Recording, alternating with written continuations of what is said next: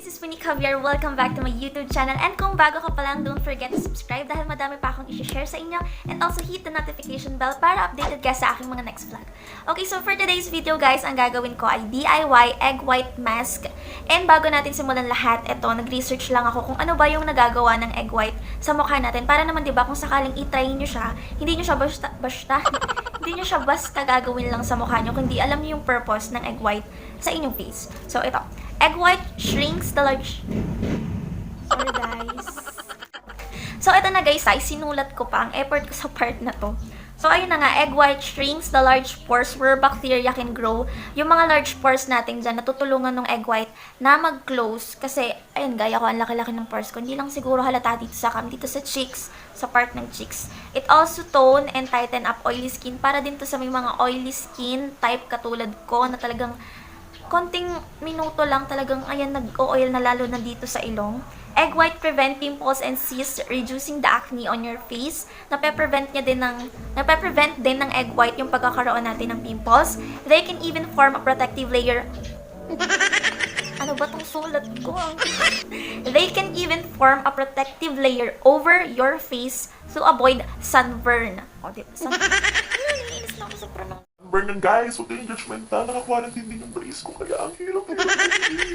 So, ayun nga, anyways, nalaman nyo na kung ano ba yung mga magagawa ng egg white sa ating face. So, diba, pag gagawin nyo siya, kumbaga mas masarap sa pakiramdam kasi habang nilalagay nyo siya or ginagawa nyo siya sa face nyo, alam nyo yung pwedeng magawa ng egg white. So, ito na, without further ado, let's get started! So, ito yung mga kailangan nyo. Kailangan nyo ng itlog, ayan, egg, and syempre lalagyan, and pang ganon dun sa itlog, pang beat. Pang-beat. Tapos, kailangan nyo din ng tissue. Any tissue would do naman. Ito kasi, nakita ko lang ito sa bahay. Kaya, ayun. Ito na yung gagamitin ko. And, siya nga pala, kailangan nyo din ng brush. Ito yung gagamitin kong brush. And, nagsuot ako ng plastic hand glove kasi trip ko lang.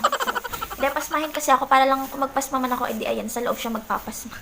Guys, nakuha ko na yung egg white and eto na siya. And kung makikita nyo, medyo may yellow lang ng konti kasi may konting yellow na napasama. Pero as much as possible, dapat yung egg white lang talaga. And ito, kutsara na lang yung ipanghalo ko. So, ayan. Halo-haloin nyo lang, guys.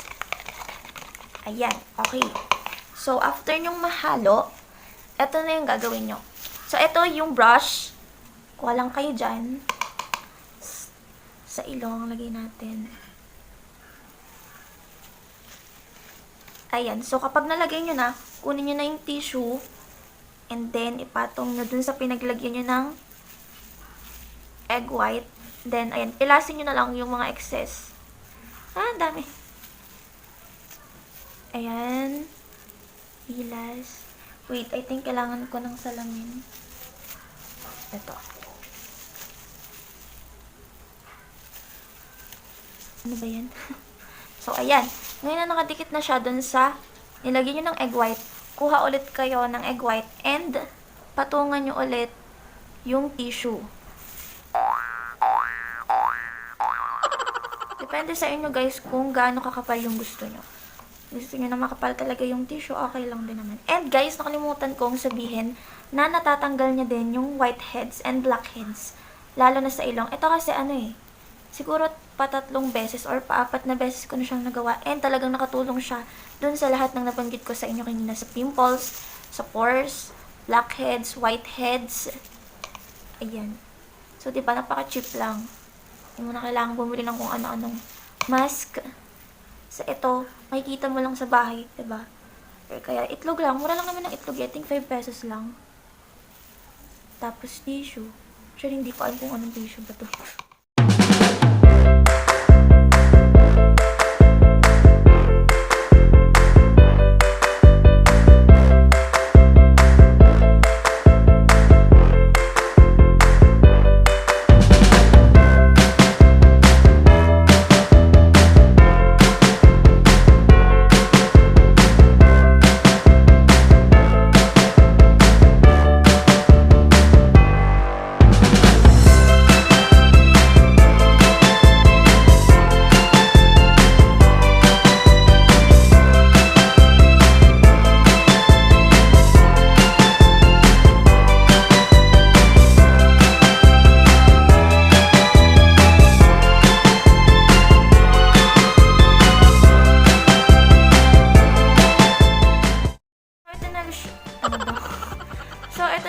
guys. Sorry, hindi ako masyado makaimik ng maayos and hindi rin ako makatawa.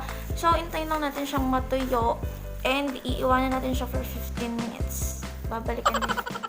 Guys, tuyong-tuyo na siya and ito rin yung part na hindi ka na talaga makakatawa. So, tatanggalin na natin siya, guys.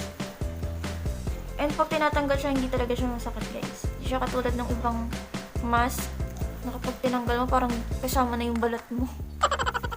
So, ayan, tanggalin na natin siya.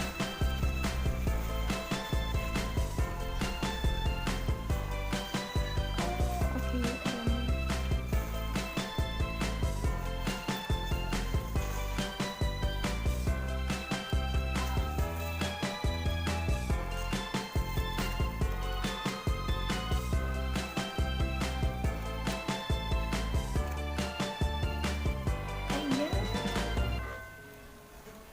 yay! Ayan, natanggal na siya, guys. And ito siya. Hindi siya, guys, masakit kapag tinatanggal sa mukha. Paano ba? Basta ayan na siya. And yung pakiramdam niya sa face ay sobrang sarap. Although medyo malagkit ng konti kasi egg white yan eh. And yung pakiramdam is ang lambot-lambot ng mukha mo. And pagkakatapos ko itong gawin, guys, is naghihilamos lang ako. Nihilamusin ko yung mukha ko gamit ang sabon. And kung ano yung ginagamit yung sabon ako, kasi yung ginagamit ko is Safeguard ever since naman. And after kong maghilamos, guys, ipapakita ko sa inyo kung ano ba yung sunod kong ginagawang step pagkatapos ko itong gawin. Guys, tapos na akong maghilamos ng mukha and make sure na yung gagamitin yung towel pampunas dun sa face nyo is malinis kasi yan din yung isang dahilan kung bakit nagkakaroon ng pimples ang isang tao. Kunwari, yung kamay niya madumi tapos ihahawak mo sa kamay niya, ihahawak niya sa kamay, ano daw? Ihahawak niya sa mukha niya, syempre magkakos yun ng pimples kasi madumi. Ngayon, ito na yung next step na ginagawa ko. And yun ay ang paglagay ng eyes. So, nakita nyo. Payat na siya. Kanina pa kasi siya nag-aantay dito. Nanlamig na yung yelo. So, eto siya. Ang gagawin ko is pasagin lang natin. Dudurog-durugin natin. Pasanay ka namang manduro. A few moments later.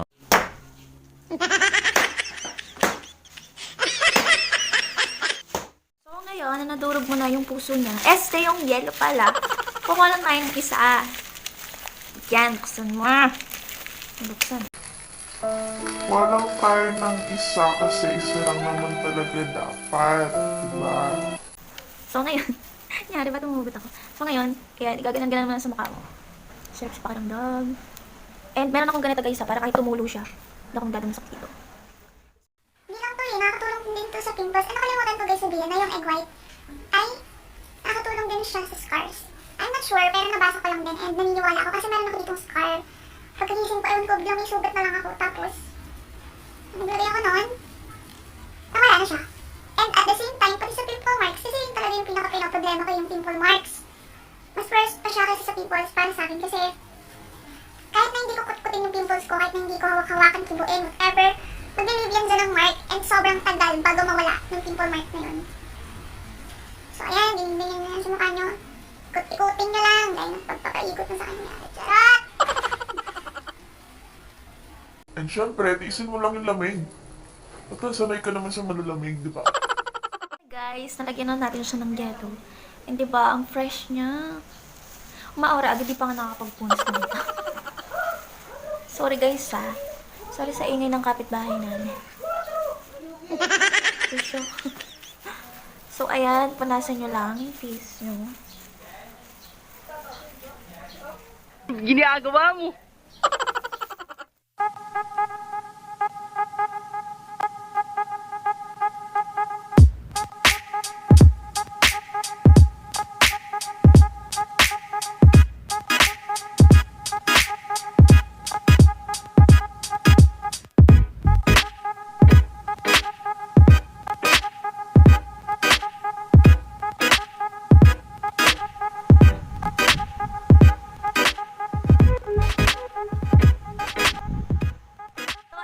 Tapos ko na siyang gawin and alam nyo, sobrang fresh pakiramdam. Mas okay naman yung skin ko ngayon compare dun sa kanina na wala pa ako nilalagay na egg white mask and ice. And siya nga pala guys, advice ko sa mga magta-try gumawa or maglagay ng egg white mask. Make sure na magte-test muna kayo. For example, dito lang muna sa baba. Huwag muna sa buong face nyo kasi baka may skin allergies kayo and mag-react yung face nyo or yung skin nyo. So, mas okay kung itatry nyo lang muna. So, ayun guys, sana nakatulong itong video na ito. And dun sa mga nakapag-try na, let me know your experiences and result. And shout out nga pala kay John Benedict Riton. Hello sa'yo. And sa mga gusto pang magpa-shoutout, make sure na nakasubscribe kayo dito sa aking YouTube channel and don't forget to hit the notification bell para updated kayo sa aking mga next vlog. Thank you so much for watching!